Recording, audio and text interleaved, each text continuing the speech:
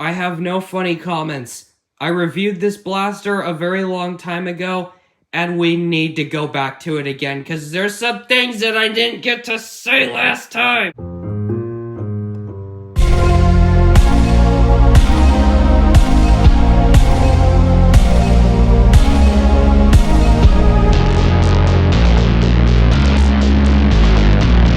So the Nerf Rival Perses is a 2019 release out of Hasbro in the Rival series, making it their last kind of big league rival primary for a very long time. They didn't do anything in 2020 or 2021 or 2022 or 2023 that really screamed primary, and only this year did they make the Challenger, which really still isn't a primary. Really, this is the last primary that Rival genuinely had. It retailed for the ever-loving and definitely not horribly egregious price of $100. Oh my god! Just to really ram that home, yes, you could get a Nemesis for the same price, but more hilariously, you could get 2 of these! You could get 2 Rival Chaoses. You could almost get 3 Vulcans. You could get 2 Vulcans, and with $20 extra, you could get 3 Vulcans. 3 Vulcans! You could get 2 Stampedes and dual wield them for the same price as one of these. $100 for a Nerf blaster that isn't shooting like 150 FPS or anything. No, this is just a regular Rival full auto blaster. $100 is a lot of money! Now, there is a reason why it was so expensive. I just wanted to point it out that it was that expensive. We'll get into everything in due time, though. First, we gotta talk about the design. I don't like it. If we compare this blaster to the Mac 100 over here, which seems like a cardinal sin, but because these blasters look almost exactly the same, I think it only fair, you can really see that the Perses was kind of the Mac 100 before the Mac 100 had any idea what it actually wanted to look like. It looks okay, but it has a really weird issue where the shape just kind of has an identity crisis. You can obviously see the shape that they're going for with this blaster being this kind of trapezoid-looking SMG shape, but the problem with this, and what the Mac 100 fixed, is the fact that the main grip and the foregrip are way too far back. This whole assembly looks like it should be up here. Like, this is where the main grip should be, the foregrip should be up here. That's what it seems like it should look like. And the Mac 100 is a perfect representation. Yeah, it's got a little bit of extra front end here, but because this is pushed so much further forwards than on the Perses, it looks way more balanced. This looks like it was meant to look like this. This blaster looks like it was meant to look like one thing, and then the design was suddenly changed halfway through the procedure. If you ignore behind the grip, it kind of looks like a Chris Vector in a way, but without the stock. And that doesn't work when you have the rest of the shell that is looking like a completely different thing. I've really never vibed with the Perses design, but more recently I found that I really don't like it at all, and it's because of this. This design doesn't just compromise the looks, but it also compromises the ergonomics, which, speaking of which, let's transition over. The main grip is actually fantastic. It is definitely my favorite part of this blaster. It is massive and very comfortable. It's very smooth and just a basic design with this kind of texturing on it to make it very easy to hold on to. The rev trigger here is in a really good spot. You got a big finger choil for your middle finger. Your other 2 fingers have this kind of ribbing that kind of looks like a finger choil. It doesn't look like it, but it definitely feels like it. And the dovetail here is lined up very well. The main grip is absolutely fantastic. No foregrip. Anywhere. Are you kidding me? This is a primary. This is a big primary. It is heavy. When you have the battery in it, when it's full of Rival rounds, it weighs a lot. You need a foregrip. They don't give you one.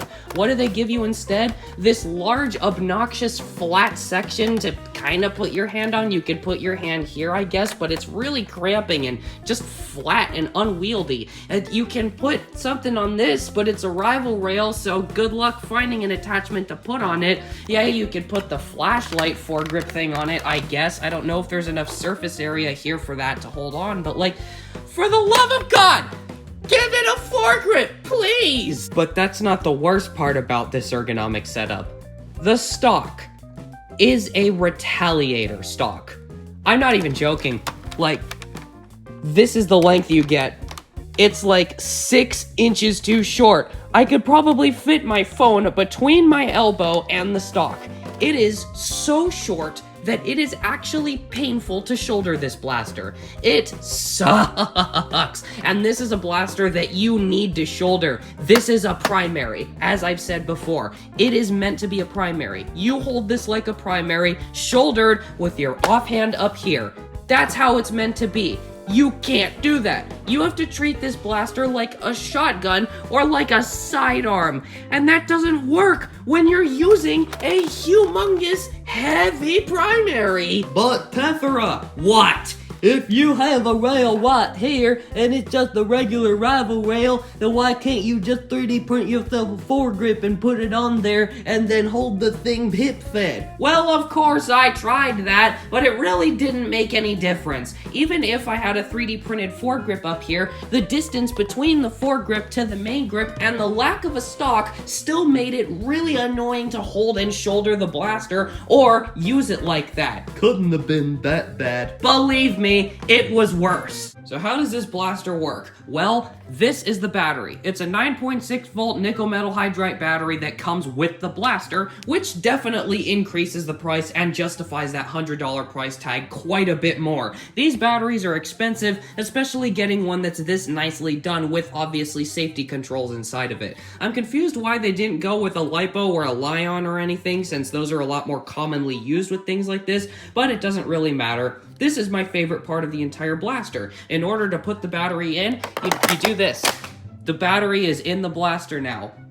That's it. It's incredibly simple. I love the way that you do that. I always have, and I always will. You can say what you want about the use of this proprietary pin connector over something like an XT60, but I honestly think it's worth it just because this is a stress reliever. I could do this for hours, and I have. A lot of times, I have just sat here fidgeting with the battery for hours on end because it's that satisfying to do. You should never fidget with a battery that much. Do as monkey says, not as monkey does. But the point is, and just to prove it, yeah, there's nothing. The point is, you take your battery, you put it in like this. Once it's in, you rev it, and then it's full auto.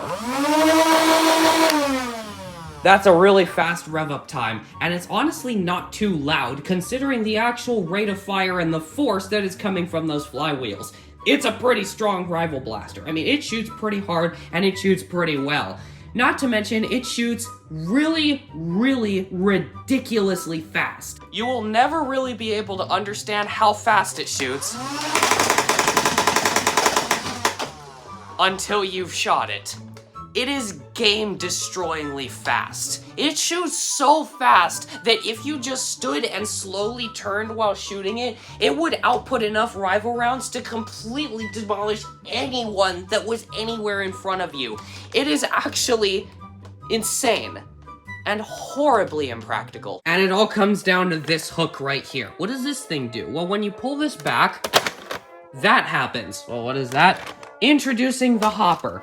You see that capacity in there? That was 50 rival rounds. That's it. 50.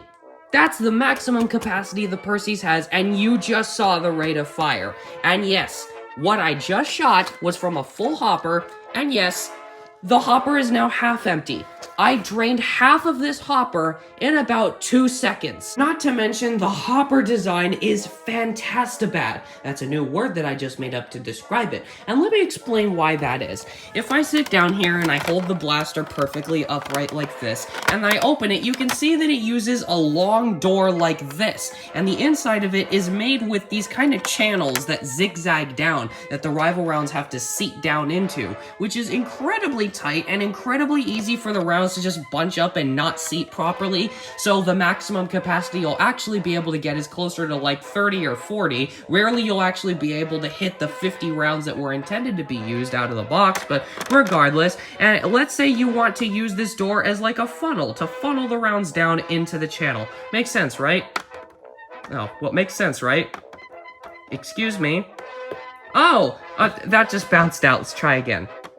Oh, that just bounced to the side. Let's try again.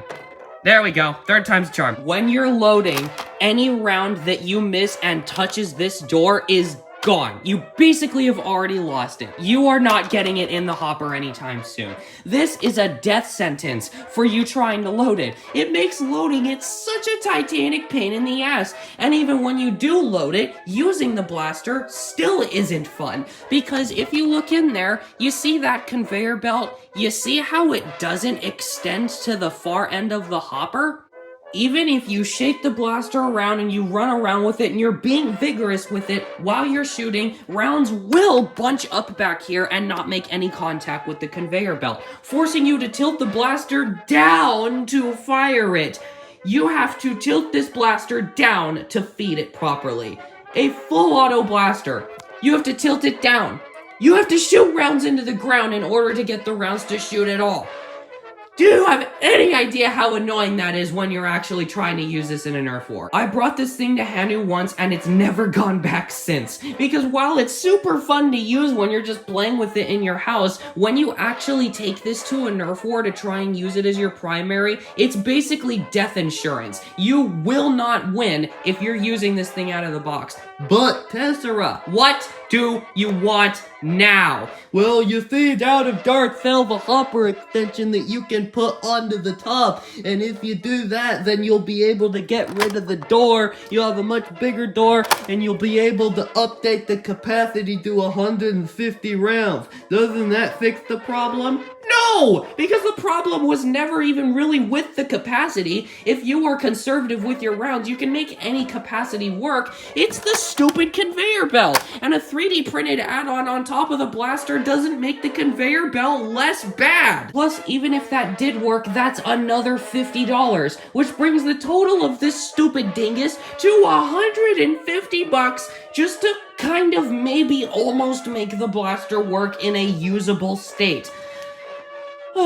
Let's talk about the triggers and the smoothness of operation. This blaster actually has quite a bit of buttons. You have the rev trigger here, which is very nice. I love the rev trigger. You have the main trigger, which is flat for some reason, but it gets the job done pretty well. It barely has any travel, but that gives you more control over it, which you really need when you have this rate of fire. You have the safety, which is just a switch. There's really nothing to say there. And you have the mag/hopper release hook thing, which is a very satisfying pull. It's very nice to pull that back, and it works every single time.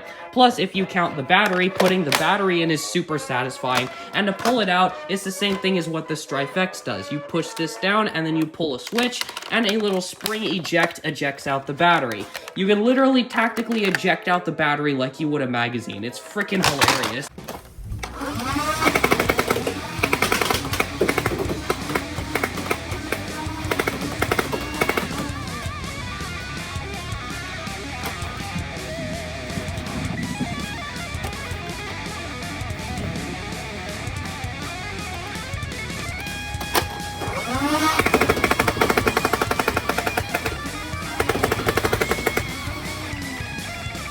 So what mod potential does this blaster have?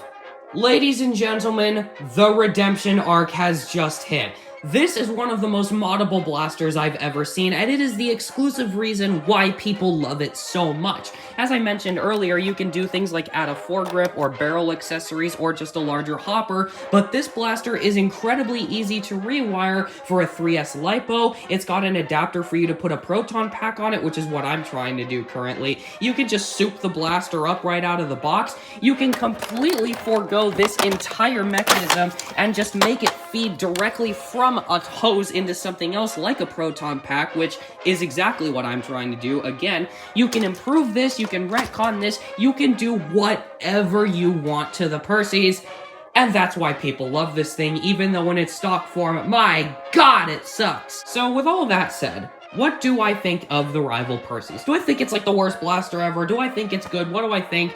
This is a blaster that I feel like is a really good platform to mod on, but I don't think anyone should buy this blaster if you just want something to take straight to a Nerf war. With the combination of the low capacity, fast rate of fire, the inconvenience of this mechanism, the short stock, and pretty much every other problem that I've mentioned in today's video, this blaster is incredibly fun to just plink within your house, but is a horrific nightmare to use in any form of competitive scenario out of the box. But when you really put love into this blaster and you really take it to its full potential, this is worth it. Even though it's expensive, I think it's worth it. So with all that said, if you do find one of these in the wild, I would definitely recommend taking a look at it and seeing if it's something that you'd be interested in. And if they're still for sale, I will link it in the description below. With all that said, thank you guys for watching. Bye! On the second day of Christmas, Tessera gave to me 2 Perses, 1 Fire Strike, and a pasta who is derpy.